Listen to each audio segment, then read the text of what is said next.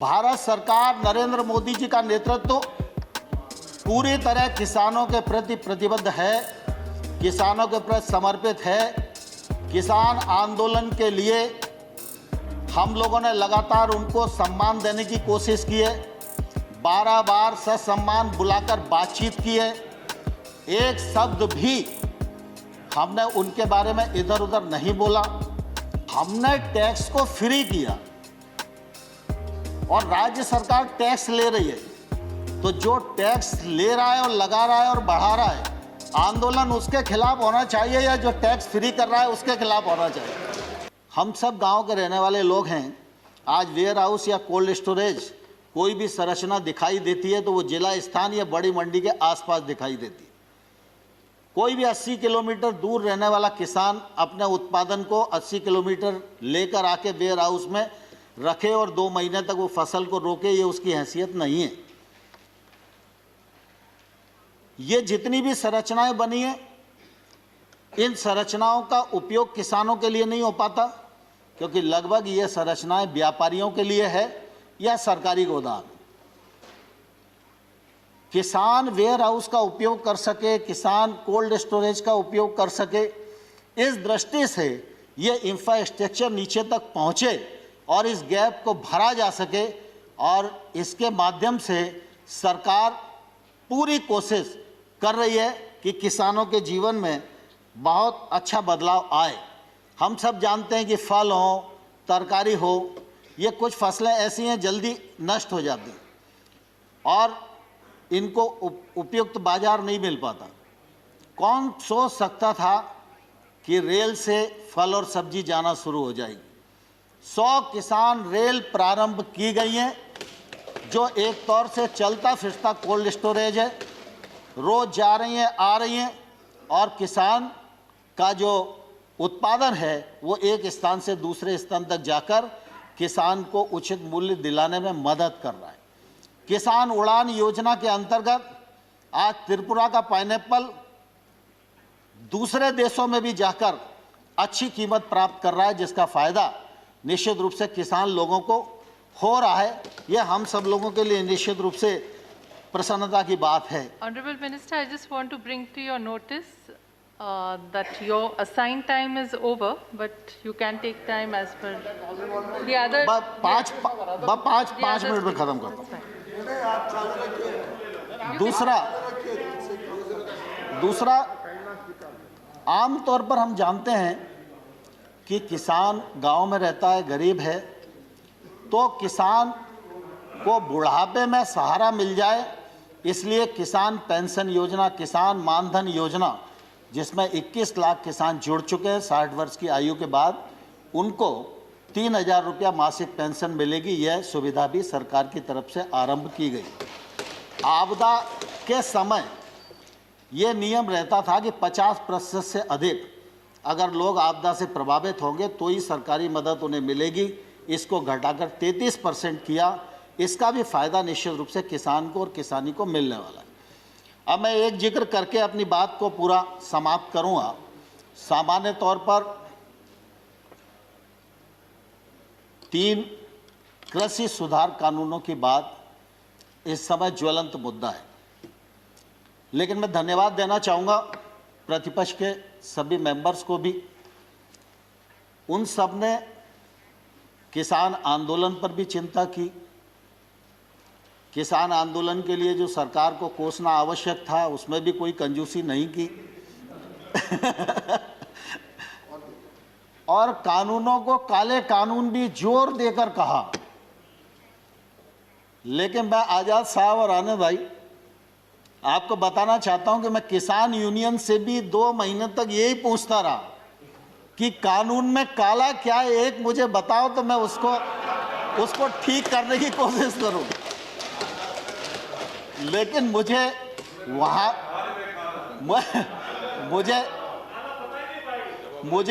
वहाँ भी मालूम नहीं पड़ा।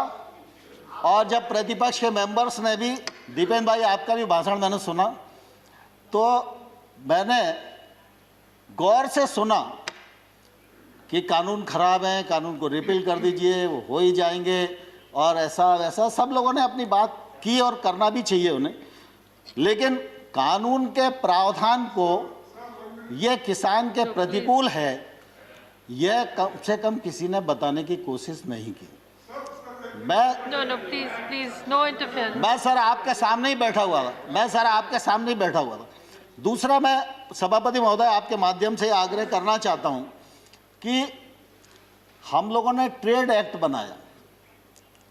ट्रेड एक्ट में ये प्रावधान किया कि एपीएमसी के बाहर जो एरिया होगा वो ट्रेड एरिया होगा।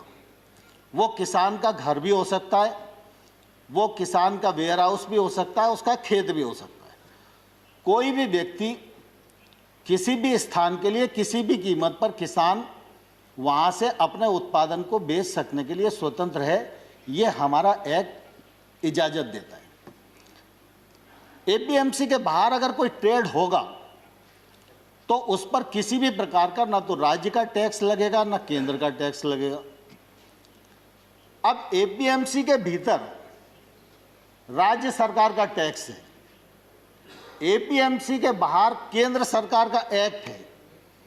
केंद्र सरकार का एक्ट टैक्स को खत्म करता है और राज्य सरकार का जो एक्ट है वो टैक्स देने के लिए बाध्य करता है। तो मैं आपके माध्यम से किसानों को भी पूछना चाहता हूं और विशेष रूप से पंजाब के किसानों को भी पूछना चाहता हूं। उनके यहाँ थोड़ी परिस्थितियां अलग हैं, आड़तिया का कमीशन अलग है, बाकी सब चीज़ें अलग हैं, लेकिन हमने टैक्स को फ्री किया और राज्य सरकार टैक्स ले रही है। तो जो टैक्स ले रहा है और लगा रहा है और बढ़ा रहा है, आंदोलन उसके खिलाफ होना चाहिए या जो टैक्स फ्री कर रहा है उसके खिलाफ होना चाहिए। लेकिन अब देश में उल्टी गंगा बह रही है और मैं सभापति महोदय आपके माध्यम से किसान बंधुओं को भी कहना चाहता हूं और प्रतिपक्ष के मित्रों को भी कहना चाहता हूं, भारत सरकार नरेंद्र मोदी जी का नेतृत्व पूरी तरह किसानों के प्रति प्रतिबद्ध है, किसानों के प्रति समर्पित है। किसान आंदोलन के लिए हम लोगों ने लगातार उनको सम्मान देने की कोशिश की है, 12 बार ससम्मान बुलाकर बातचीत की है। एक शब्द भी हमने उनके बारे में इधर उधर नहीं बोला, संवेदनशीलता के साथ विचार किया है। लेकिन हमने ये जरूर कहा है कि आप प्रावधान में कहाँ गलती है विनम्रतापूर्वक हमारा ध्यान आकर्षित करिए। हमने जो उनकी भावना के अंतर्गत जिन बिंदुओं को चिन्हित किया जा सकता था उनको भी चिन्हित करके बताया कि हमको आपकी लगती है कि आपको यह शंका है कि एपीएमसी खत्म हो जाएगी, तो हम इस पर विचार करते हैं। एपीएमसी खत्म नहीं होगी। हमने एक के बाद एक उनको प्रस्ताव देने का भी प्रयत्न किया, लेकिन मैंने साथ में यह भी कहा कि अगर हम भारत सरकार किसी भी संशोधन के लिए तैयार है, इसके मायने ये नहीं लगाना चाहिए कि किसान कानून में कोई गलती है, लेकिन किसान आंदोलन पर है। पूरे एक राज्य में गलत फहमी का शिकार हैं लोग। एक ही राज्य का मसला है। Please don't interfere. Let him speak. Please don't. We are very short on time. सभापति महोदय, किसानों को इस बात के लिए बरगलाया गया है कि ये कानून आपकी जमीन को ले जाएंगे। मैं कहता हूं कॉन्ट्रैक्ट फार्मिंग के एक्ट में कोई एक प्रावधान बताए, कोई एक प्रावधान बताए। खड़गे जी, खड़गे जी दुनिया जानती है, खड़गे जी दुनिया जानती है, पानी से खेती होती है, खून से खेती सिर्फ कांग्रेस ही कर सकती है, भारतीय जनता पार्टी खून से खेती नहीं कर सकती। और इसलिए मैं सभापति महोदय आपके माध्यम से कहना चाहता हूं, कॉन्ट्रैक्ट फार्मिंग एक्ट का कौन सा प्रावधान है जो प्रावधान किसी भी व्यापारी को उस किसान की जमीन छीनने की इजाजत देता है? लेकिन लोगों को भड़काया जा रहा है, जमीन चली जाएगी।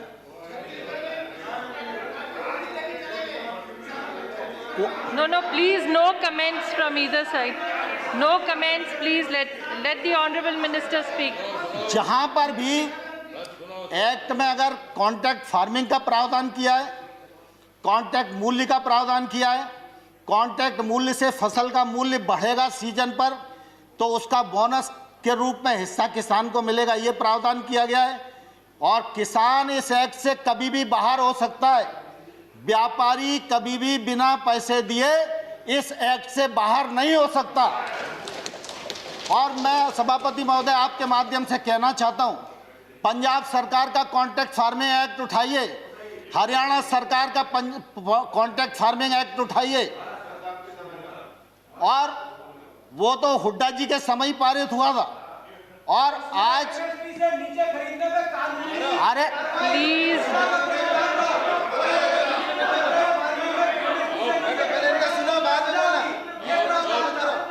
Excuse me, please. He is not yielding. He is not yielding, so please. Dipendra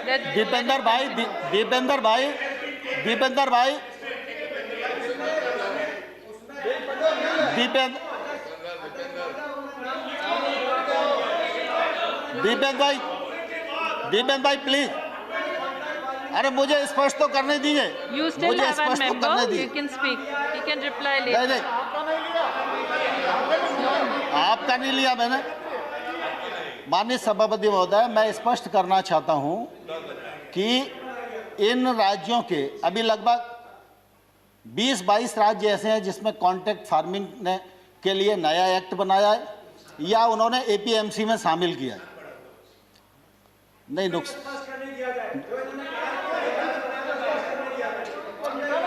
We are already very tight on time. Dipendra भाई And let him finish. You still have a member to speak. He can reply in that. Honorable Minister, please continue.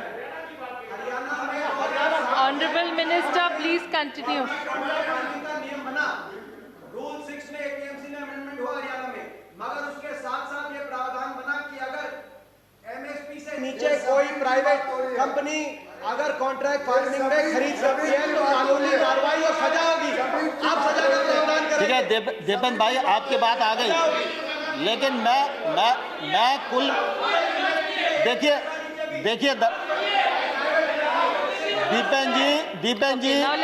Dipendra जी सवाल इसका नहीं है कि उस act में क्या लिखा है, सवाल इसका है कि कॉन्ट्रैक्ट फार्मिंग एक्ट है या नहीं है, और कॉन्ट्रैक्ट फार्मिंग एक्ट कब बना, और उस कॉन्ट्रैक्ट फार्मिंग एक्ट में अगर किसान गलती करेगा तो किसान को जेल जाना पड़ेगा।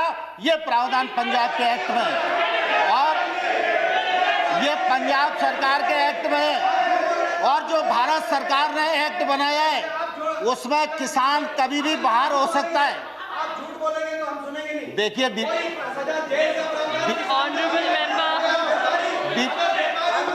दीपेंद्र जी मैं ये एक्ट बता सकता हूं आपको, पंजाब सरकार का एक्ट बता सकता हूं। पंजाब सरकार के एक्ट में किसान को जेल जाने का प्रावधान है, और अगर वो नहीं देगा तो 5 लाख रुपए तक का जुर्माना का भी प्रावधान है। लेकिन भारत सरकार का एक्ट, हरियाणा की बात कर रहे हैं कि किसी और एक्ट की बात कर रहे हैं? नहीं, मैं पंजाब की बात कर रहा हूँ। हाँ, कॉन्ट्रैक्ट फार्मिंग मैंने कहा पंजाब, सॉरी, आप पंजाब की बात कर रहे हैं, हरियाणा की बात कर रहे हैं, तो ये कंफ्यूज होकर बोल रहे हैं।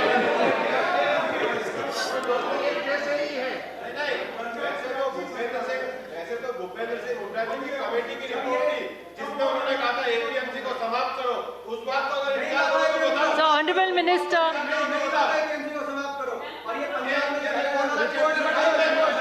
हुड्डा जी, अब एक बार दीपेंद्र जी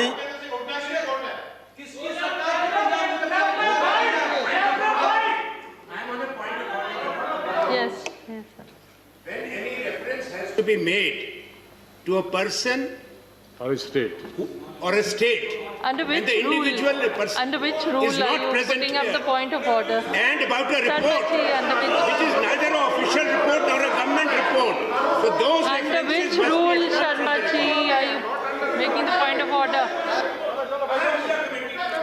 Dipendra ji Hasn't given the Deependra ji rule. Please, Deependra ji please.